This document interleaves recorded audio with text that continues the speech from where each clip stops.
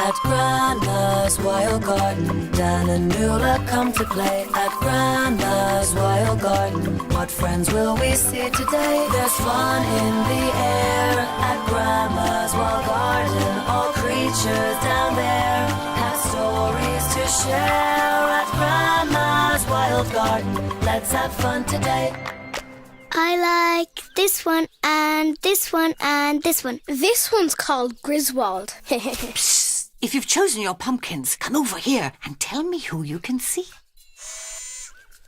Squirrel! I saw that too.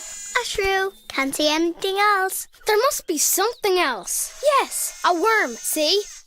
Tell me a story about them, Grandma. Incoming! Hold on to your mugs. Grandma, there's nobody there. I haven't started yet, have I? The leaf thief, the squirrel, and the shrinking shrew.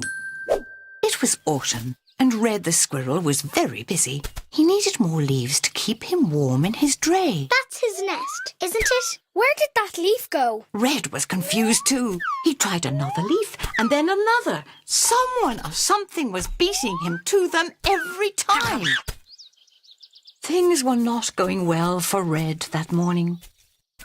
Pygmy was so hungry. She had to eat almost her own weight every day just to keep going, and winter wasn't far away. Red decided he would get to the bottom of this mystery come what may. He became very cunning. Pygmy was hunting desperately for something, but where was it? There it is! Oh, no, there! Oh, got it! Ouch! Red's nose was as sore as a sore thing that was really sore. Poor Pygmy was still very hungry. The morning wore on. The sun went behind thick grey clouds. A wind got up. It felt colder. Red gave up on the leaves and collected some more nuts for his very secret winter store instead. But he was still curious. Pygmy was a shrew possessed.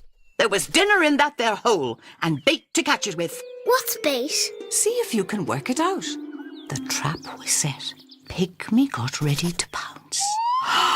It was Wormer, the earthworm. Yikes! Did you know that shrews are the fiercest animals in the world?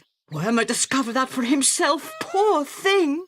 Luckily, the slime that helped him move through the earth also helped him slip out of Pygmy's jaws, and he got away. Poor Pygmy. She was getting cold.